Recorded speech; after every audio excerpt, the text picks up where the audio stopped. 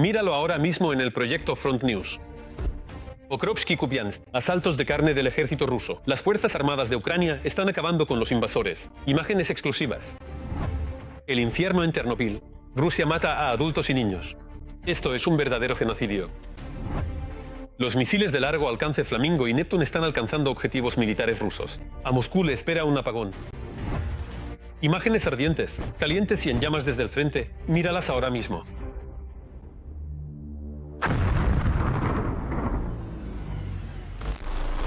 Saludos, con vosotros, Vladimir Timoshenko.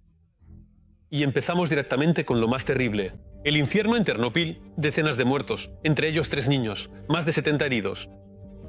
En la noche del miércoles 19 de noviembre, a primera hora de la mañana, Rusia lanzó otro ataque masivo y combinado contra Ucrania. Y sí, precisamente Ternopil se encontró en el epicentro del ataque terrorista ruso. Nuestros compañeros del servicio de noticias de televisión contarán y mostrarán con más detalle este horror.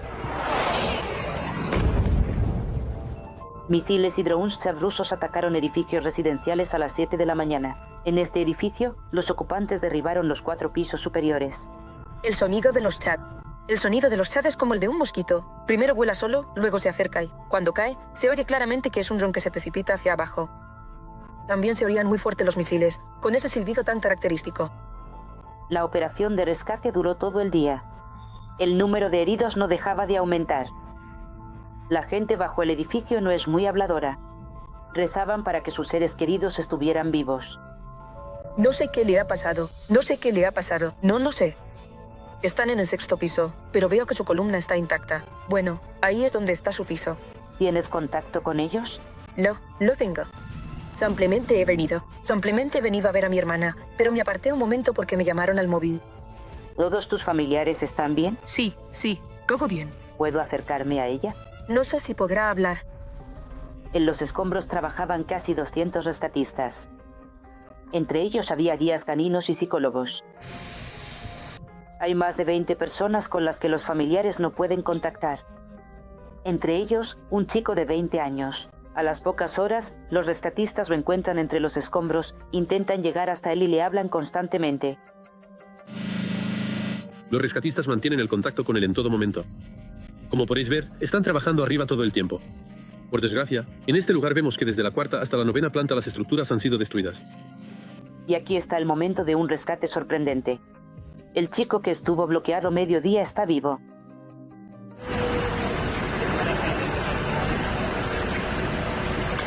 Las ambulancias están aparcadas cerca. Los médicos evacúan a los heridos. Esta es otra casa que fue alcanzada por el enemigo. Como podéis ver, aquí todavía están apagando el incendio, aunque ya han pasado 5 o 6 horas desde el impacto. Aquí también hay muertos y heridos. Mientras unos retiran los escombros buscando a personas, otros limpian los restos y cubren las ventanas con plásticos. Se han reunido empresarios privados en grupos de 4, un cerrajero, un carpintero, un ingeniero, cada uno con lo que sabe hacer con las manos. ¿Qué estáis haciendo ahora? Estamos tapando las ventanas. Hemos cogido plástico y estamos cubriendo las ventanas para que haga calor. Los almacenes industriales cercanos también han sido atacados. Sobre Ternopil hay una nube de humo. La gente se ha puesto mascarillas. La concentración de sustancias nocivas supera la norma 6 veces. Todos los vecinos del barrio Solnesny deben cerrar las ventanas y no salir a la calle si no es necesario. Aquí, en el lugar, están trabajando todos los servicios de emergencia y rescate. Ahora los vecinos necesitan plástico, materiales de construcción y alojamiento. Los puestos de un pequeño mercado junto a las casas están destrozados. Toda la mercancía está dañada, todo está roto. Más allá tenemos ropa, la mayoría de lo nuestro es cosmética, todo de cristal, perfumes, aparatos, todo se ha roto. ¿No vais a abrir o aún así vais a trabajar? No, claro que no vamos a abrir. ¿A dónde? También resultó dañada la escuela primaria, que está a apenas unas decenas de metros del bloque de pisos bombardeado. Las ventanas y las puertas están dañadas. ¿Las ventanas están rotas? Y las ventanas de la escuela están rotas, 20 ventanas. ¿Y los chats? Los misiles volaron directamente hacia un barrio residencial densamente poblado. Todas las escuelas y guarderías de este barrio residencial cancelaron las clases y funcionaron a distancia. Debido a los daños en la red de calefacción, el barrio se quedó sin calefacción. Pero después del mediodía, las nuevas mediciones del aire ya no detectaron sustancias nocivas, solo un aumento en los productos de combustión.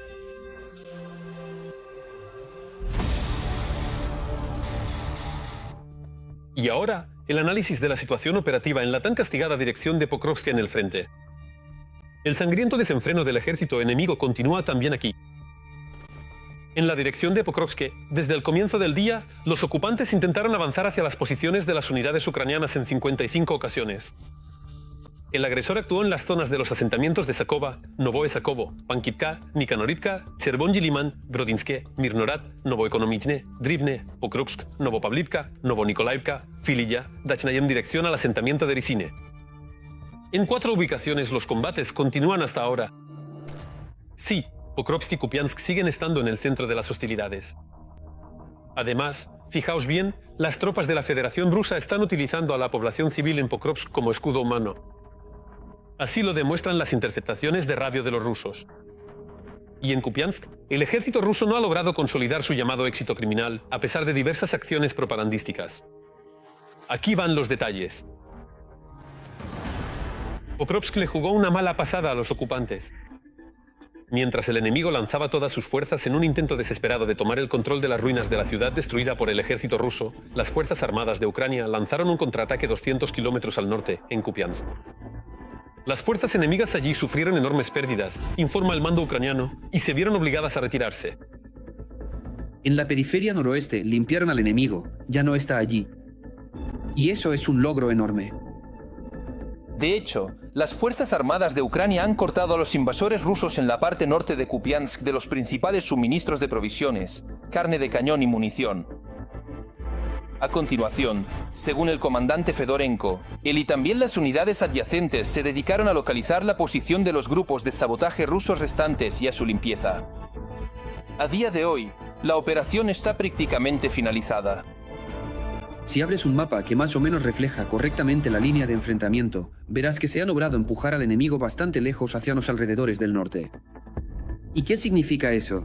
Cuanto más alejamos al enemigo de los alrededores del norte de la ciudad de Kupiansk, menos espacio les queda para poder introducir sus grupos de sabotaje hasta la propia ciudad de Kupiansk.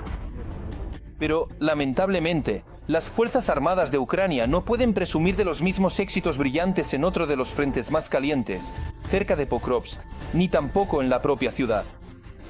Los asaltos rusos no cesan allí ni de día ni de noche. Parece que el Kremlin ha volcado todas sus fuerzas en la toma de la ciudad. Sin embargo, a pesar de todos los esfuerzos, señala el mando ucraniano, nuestros defensores mantienen heroicamente la defensa. La situación es extremadamente difícil en Pokrovsk y sus alrededores, pero aún así, de alguna manera seguimos aguantando. Según los militares, la mayor parte de la ciudad se encuentra ahora en la llamada zona gris. Eso significa que el control del territorio cambia constantemente de manos y los combates se libran por cada portal. Sirsky también comprende perfectamente toda la complejidad de la situación en Pokrovsk. En particular, el comandante en jefe declaró que las unidades de las Fuerzas Armadas de Ucrania y otros componentes de las fuerzas de defensa continúan cumpliendo sus tareas en la zona de Pokrovsk y la aglomeración de Mirnorad, a pesar de que en ese sector se mantiene una alta actividad enemiga. La alta actividad enemiga persiste, y para hacerle frente ayuda a la coordinación clara y la cohesión de las acciones de nuestras unidades. Trabajamos para garantizar la continuidad de nuestra logística y tomamos medidas para interrumpir las rutas logísticas del enemigo. Sin embargo, la situación en la dirección de Pokrovsk sigue siendo extremadamente complicada. El enemigo, sin tener en cuenta sus pérdidas, continúa asaltando las posiciones de las Fuerzas Armadas de Ucrania, comparte el comandante en jefe información operativa. Solo en los últimos 4 días, en la dirección de Pokrovsk, las pérdidas totales de los ocupantes ascendieron a 487 personas, de las cuales 350 son irrecuperables. El fondo de intercambio se incrementa gracias a los prisioneros de guerra rusos. Por motivos de seguridad, el mando ucraniano no revela más información sobre la situación en la dirección de Pokrovsk. Sin embargo, sí puede hablar de las operaciones especiales ya finalizadas en la línea del frente. Así, el jefe de la Dirección Principal de Inteligencia, Kirilo Budanov, concedió una entrevista en la que contó detalles de una de las operaciones de desembarco más audaces del GUR, durante la cual las fuerzas especiales, tras ocupar ciertas posiciones en la retaguardia enemiga, abrieron un auténtico corredor terrestre hasta allí. El propio Budanov se encontraba cerca en ese momento y dirigía la operación. ¿Por qué era necesaria entonces una operación precisamente de ese tipo? Porque la situación era extremadamente tensa y crítica. Quiero recordarles que todo esto ocurrió en el contexto de las declaraciones oficiales de la Federación Rusa sobre la toma de la ciudad. Cuando Gerasimov informaba a Putin de que la ciudad había sido tomada. Y aquí debéis entender cuál era la situación en ese momento. Nada más habría funcionado. Con lo que hicimos, conseguimos ganar un tiempo precioso para que las principales unidades de las Fuerzas Armadas pudieran acercarse tranquilamente, en la medida de lo posible, a la ciudad para reforzarla. Digámoslo así. No se descarta que, en estos mismos momentos, las unidades especiales del GUR estén llevando a cabo otra operación especial en la dirección de Pokrovsk. En los canales militares ya empieza a aparecer información sobre la limpieza de Pokrovsk, ataques a los suministros del enemigo y el establecimiento de rutas logísticas alternativas para las Fuerzas Armadas de Ucrania. Así que solo nos queda esperar la confirmación oficial de las buenas noticias por parte del mando ucraniano. Mientras tanto, Rusia se sumerge rápidamente en la oscuridad y el frío. Cada ataque a infraestructuras energéticas de Ucrania ahora provoca de inmediato ataques de represalia espejo. Si antes los ucranianos atacaban principalmente con drones, ahora están utilizando sus propios misiles de largo alcance, Flamingo y Neptuno. Además, los misiles proporcionados por los socios también están demostrando ser muy efectivos. Por ejemplo, los estadounidenses ATACMS. La víspera, los militares rusos comprobaron personalmente la eficacia de estos misiles en sus propias instalaciones en Voronezh. Os contaremos cómo la guerra ha llegado al territorio de estos desafortunados conquistadores. Los drones ucranianos de largo alcance están dejando sin luz al Donbass ocupado. En resumen, cargad los móviles. Parece que han decidido cortarnos la luz en todas partes. Ya he contado más de 30. Y los misiles de crucero ucranianos están deteniendo la venta de petróleo ruso en el puerto de Novorossiysk.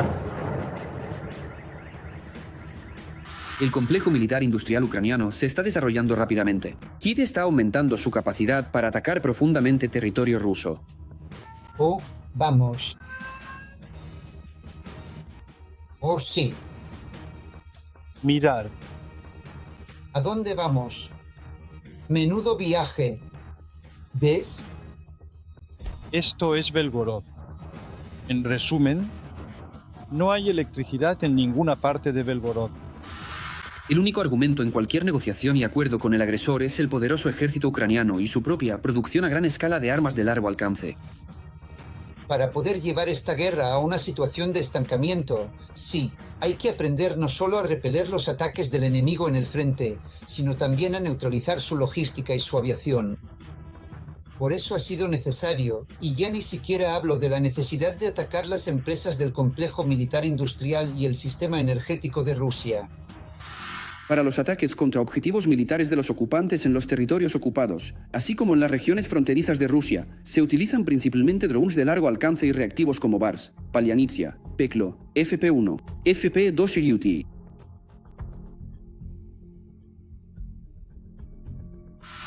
Los volúmenes de producción de drones de ataque en Ucrania son tales que Rusia, incluida Moscú, recibe casi a diario la visita de cientos de drones. Además de los drones, Ucrania ha establecido la producción de sus propios misiles de crucero. Se trata del Neptuno largo, con un alcance aumentado de hasta 1000 kilómetros y una cabeza de combate de unos 260 kilos.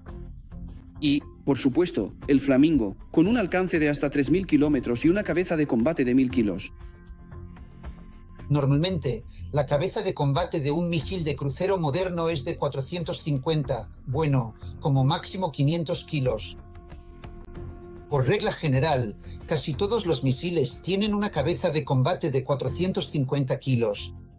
¿Qué aporta una cabeza de combate de 1 tonelada de peso? Al impactar contra un objetivo, por ejemplo, una instalación industrial, 2 de estos misiles la dejan completamente fuera de servicio al menos durante un año. Es decir, allí habrá un cráter de unos 20 metros de diámetro. De vez en cuando, en los ataques contra objetivos militares, se utiliza armamento de los aliados occidentales de Ucrania, misiles Storm Shadow británico-franceses, así como los estadounidenses ATACMS, con los que recientemente las Fuerzas Armadas de Ucrania atacaron Voronezh. Chicos, nos están bombardeando. Nos están bombardeando. Últimamente, los objetivos de la infraestructura energética de Rusia están cada vez más en el punto de mira de las fuerzas armadas de Ucrania. Al dejar sin luz a los ucranianos, Putin condena a los rusos a apagones. Teniendo en cuenta las particularidades climáticas de la Federación Rusa y las características técnico-tácticas de los medios de ataque de la parte ucraniana, a la Federación Rusa le espera un invierno duro, en el sentido literal y figurado de la palabra. En primer lugar, se trata de centrales termoeléctricas y otras instalaciones de producción que mantienen la vida en las grandes ciudades rusas. Y ahora ha llegado el momento de analizar la situación operativa en el frente de Alexandrovka. El enemigo también se está volviendo más feroz aquí. En la dirección de Alexandrovka, los agresores intentaron romper la defensa de nuestros defensores en 12 ocasiones en las zonas de los asentamientos de Alexandrogorad, Voronoe, Sosnovka, Verbovoe, Flagoda, Privolnoe, Egorovka y Krasnovorskoe. El asentamiento de Velikomikhailovka también fue objeto de un ataque aéreo. Las trincheras han desaparecido y en su lugar se ha formado una zona gris mortal de 20 kilómetros de ancho. Allí, los drones mandan por completo. Los analistas militares hablan de un cambio radical en las reglas de la guerra. ¿Cuáles son los riesgos para los defensores ucranianos y por qué precisamente las Fuerzas Armadas de Ucrania están ganando la guerra de drones? Veamos. El operador de UAV de la 110ª Brigada Mecanizada lanza perfectamente una granada en una trinchera con soldados rusos. Uno de ellos intenta lanzar el explosivo fuera, pero no le da tiempo. Como resultado de la exitosa caída, varios ocupantes fueron eliminados.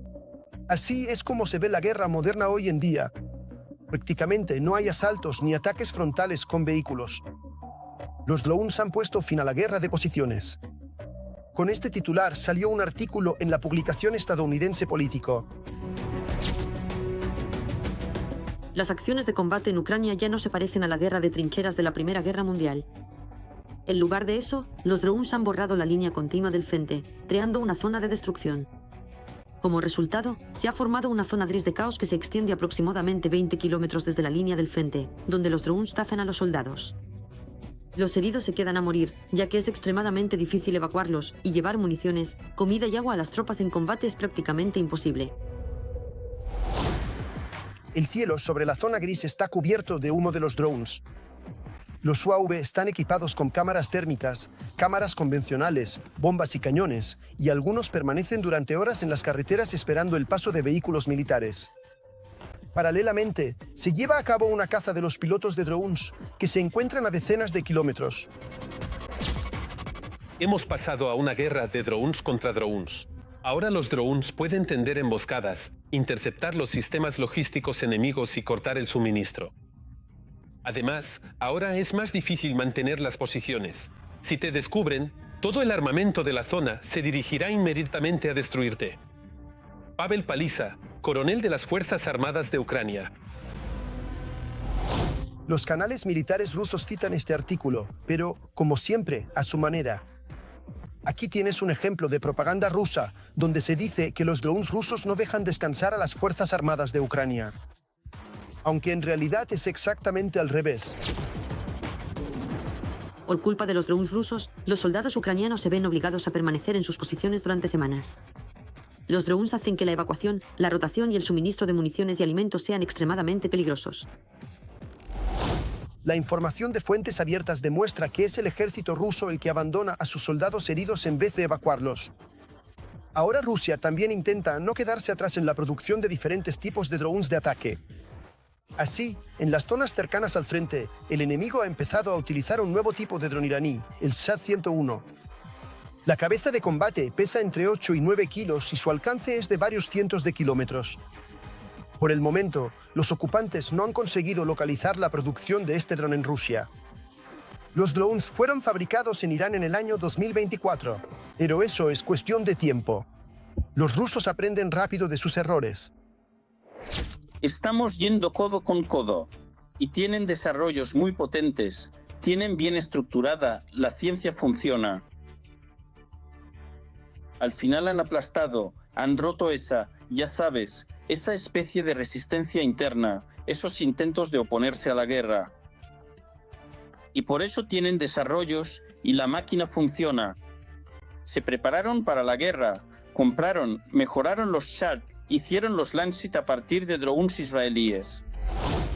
Los drones se han vuelto tan eficaces que incluso han alejado la artillería de la línea del frente y hacen prácticamente imposible el uso de vehículos blindados para abastecer a las tropas. Los drones se han vuelto útiles para el transporte y la evacuación, el reconocimiento de combate y laminado a distancia, tareas que antes normalmente realizaban personas en la guerra. A pesar de las diferentes capacidades de recursos, ahora Ucrania tiene paridad en drones con Rusia en el frente e incluso ventaja en algunas posiciones. Pero el desarrollo de este componente militar no se detiene ni un minuto.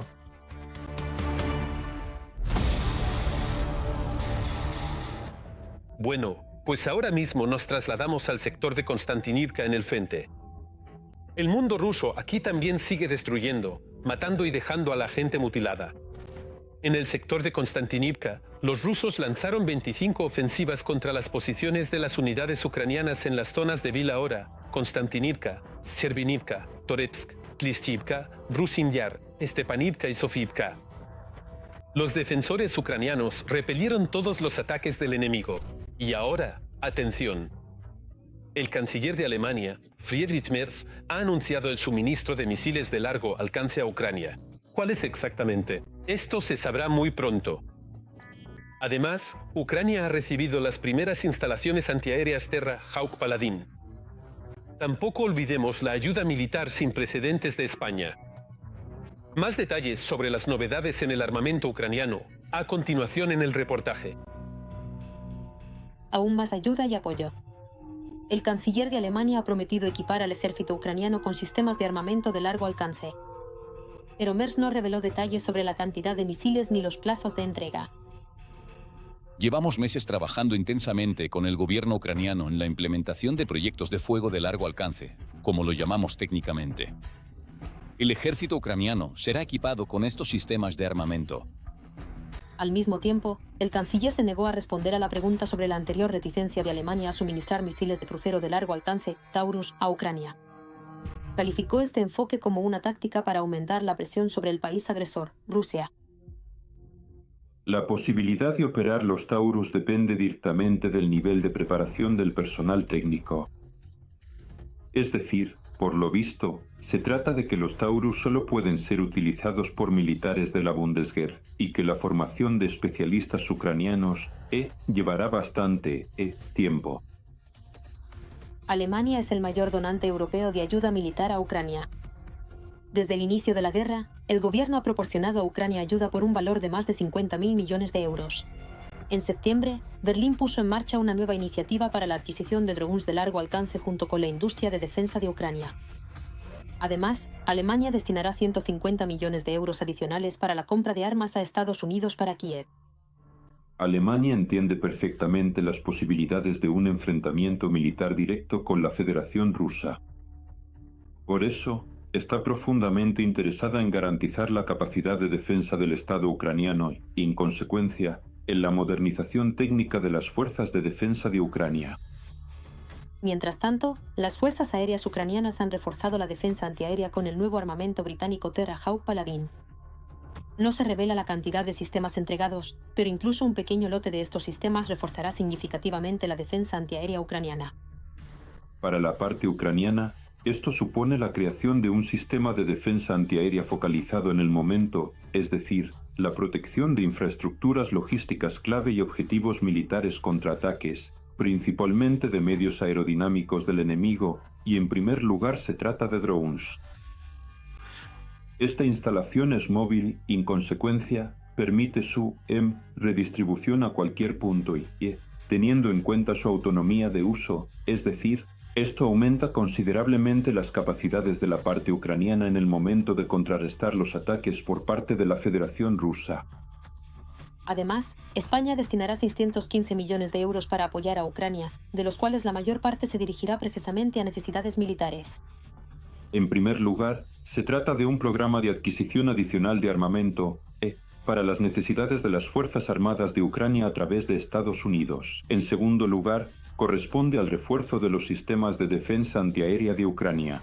Y, en consecuencia, esto también tiene que ver con el carácter del apoyo logístico y técnico, incluyendo la transferencia por parte de España de vehículos blindados pesados y sistemas de ataque que actualmente están en servicio en el ejército español. Tras el inicio de la guerra a gran escala, Ucrania ha incrementado la producción de armamento y la implementación de nuevas tecnologías que ya se están utilizando en el frente. Los volúmenes de producción nacional de armas han crecido decenas de veces. Ucrania ha escalado la producción de los obuses autopropulsados Bogdan hasta 20 unidades al mes. Estos son indicadores récord incluso para los países de la OTAN. Y una característica distintiva es que se trata de un calibre modificado de 155 milímetros. Es el estándar de la OTAN. Además, por supuesto, la relación calidad-precio. Además, las fuerzas de defensa de Ucrania han incrementado la producción de proyectiles de artillería y lo han hecho de manera récord. Y estamos hablando de la ampliación de la producción tanto de drones FPV como, por supuesto, de drones de ataque con un alcance de más de 1.500 kilómetros.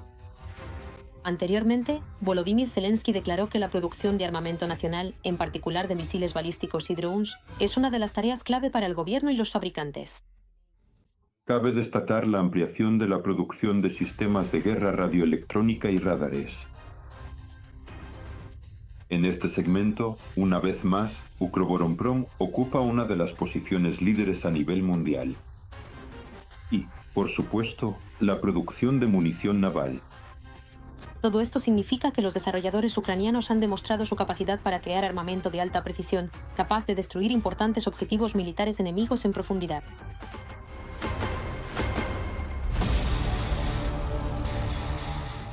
Y ahora, el análisis de la situación operativa en el frente de Orihip.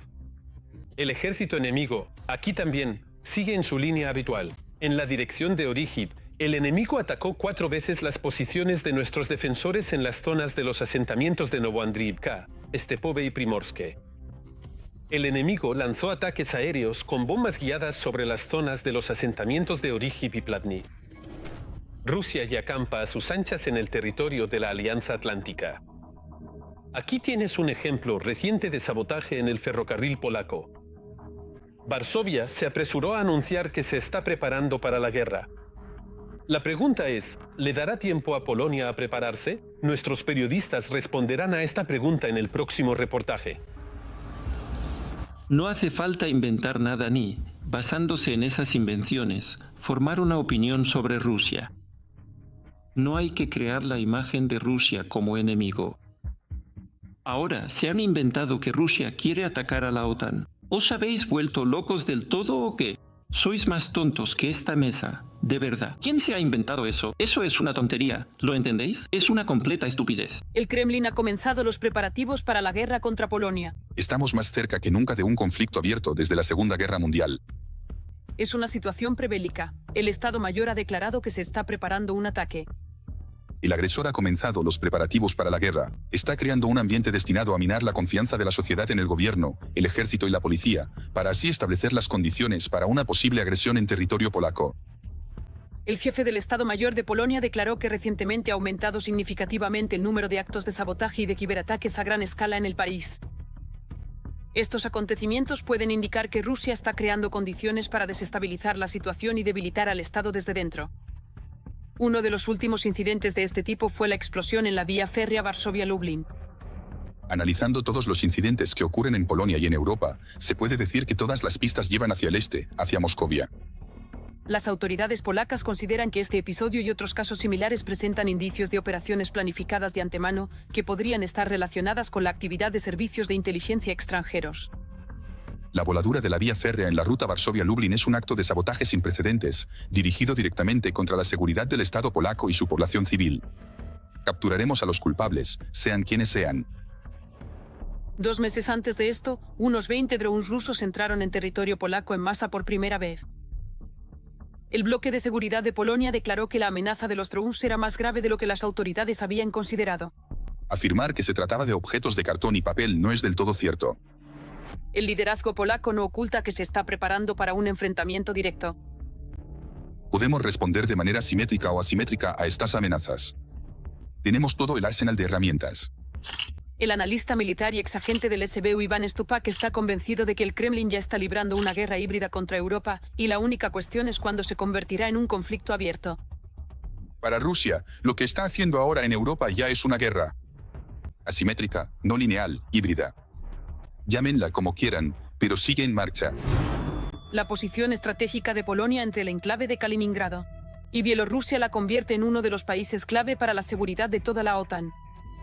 Y la propia Varsovia desempeña un papel importante en la protección del flanco oriental.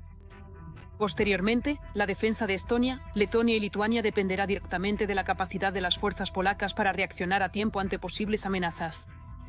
Todo depende de nuestra postura, si seremos capaces de disuadir al enemigo o si, por el contrario, le animaremos a la agresión. Mientras la mayoría de los países europeos llevaban años debatiendo la posible amenaza de Rusia, Polonia realizaba una preparación sistemática y dirigida. En las últimas décadas, Varsovia ha fortalecido significativamente su potencial militar y el aumento de sus capacidades de defensa comenzó inmediatamente después de la anexión de Crimea por parte de Rusia. Mientras otros países esperaban a ver quién daba el primer paso, Polonia actuó. En 2024, el presupuesto de defensa de Polonia aumentó hasta el 4,7% del PIB. Es la cifra más alta entre todos los Estados miembros de la OTAN. La modernización del equipamiento militar y el aumento del número de tropas a más de 200.000 soldados hacen que el ejército polaco sea uno de los más grandes de Europa. Además, Polonia se ha convertido en uno de los mayores compradores de armamento de Estados Unidos. El país ha invertido cerca de 50.000 millones de dólares. Sin Estados Unidos no hay alianza. Debemos gastar más en defensa no para sustituir a los estadounidenses en Europa, sino para mantenerlos aquí. Los polacos están cansados de la guerra que se libra en el país vecino, por eso se observa un empeoramiento en la actitud hacia los ucranianos. El ministro de Defensa de Polonia declaró que la gente no ve al verdadero enemigo y que quienes incitan contra Ucrania actúan en contra de Polonia. Esto debe ser valorado y respetado, y no se debe incitar contra los ucranianos en Polonia ni avivar sentimientos antialemanes. El jefe del Estado Mayor de Polonia hizo un llamamiento para crear una nueva guerra fría, invertir a gran escala en defensa y dejar claro a Moscú que un ataque contra la OTAN recibirá una respuesta contundente. Ahora, el futuro de los países europeos depende de la disposición de la OTAN para defenderse.